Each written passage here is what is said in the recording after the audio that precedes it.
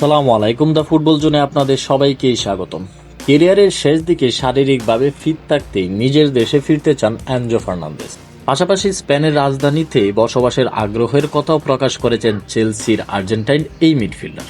গত শুক্রবার রাতে আন্তর্জাতিক প্রীতি ম্যাচে মুরাতানিয়াকে 2-1 ব্যবধানে হারায় আর্জেন্টিনা। ম্যাচের প্রথম গোলদাতা এনজো ফার্নান্দেজ খেলা শেষে লা বোম্বেনেরা স্টেডিয়ামের পিচের মান নিয়ে সমালোচনা করেছিলেন, তবে রোববার নিজের করা মন্তব্যের জন্য ক্ষমা চেয়েছেন এবং ভবিষ্যৎ পরিকল্পনা নিয়ে খোলামেলা কথা বলেছেন। আর্জেন্টিনায় ফেরার ইচ্ছা প্রকাশ করে রিভার প্লেটের সাবেক এই তারকা বলেন, আমি ফিরতে চাই, তবে অবশ্যই ফর্মের তুঙ্গে থাকা অবস্থায় এবং শারীরিকভাবে সম্পূর্ণ সুস্থ থেকে ফিরতে চাই।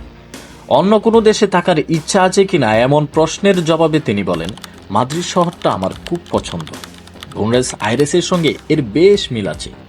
এরপর হেসে যোগ করেন, অবশ্যই আমি সেখানে থাকতে চাই, ঈশ্বর যেখানে চাইবেন আমি সেখানেই খেলব। বিশ্বকাপজয়ী এই তারকার কথা পরোক্ষভাবে রিয়াল মাদ্রিদের প্রতি তার ভালো লাগার ইঙ্গিত, এমনটাই মনে করছেন অনেকেই। মুরাতানিয়া ম্যাচের পর 25 বছর বয়সী এই ফুটবলার সংবাদ মাধ্যমকে বলেছিলেন, মাঠের অবস্থা ভালো ছিল না, তাই আমরা আমাদের স্বাভাবিক ফুটবলটা খেলতে পারিনি। তার এই মন্তব্যে বোকা জুনিয়র্সের সমর্থকেরা ক্ষুব্ধ হন এবং ক্লাব কর্তৃপক্ষ মাঠের অবস্থা ভালো ছিল বলে দাবি করে। বিতর্কের প্রেক্ষিতে রোববার কিক এ মার্ক জাইলসকে দেওয়া এক সাক্ষাৎকারে এনজো বলেন, ম্যাচের পর আমি সব মেসেজ ও খবর পড়েছি, কাউকে ছোট করা বা কোনো খারাপ উদ্দেশ্যে আমি কথাটা বলিনি। কেউ যদি কষ্ট পেয়ে থাকেন তবে আমি ক্ষমা চাইছি, সমালোচনা করা আমার স্বভাব নয়। তিনি আরও যোগ করেন, জাতীয় দলে যখন খেলি তখন আমরা সবাই এক, আমি কাউকেই অসম্মান করতে চাইনি। অনেক সময় কথাকে প্রেক্ষাপটের বাইরে নিয়ে যাওয়া হয়। আমি আবারও বলছি, আমি তেমন মানুষ নই।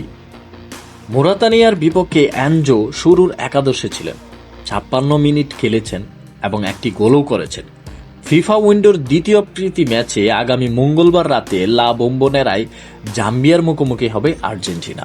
ভিডিওটি এই পর্যন্তই। ভালো লাগলে লাইক, কমেন্ট এবং সাবস্ক্রাইব করতে ভুলবেন না। ধন্যবাদ সবাইকে এতক্ষণ সাথে থাকার জন্য।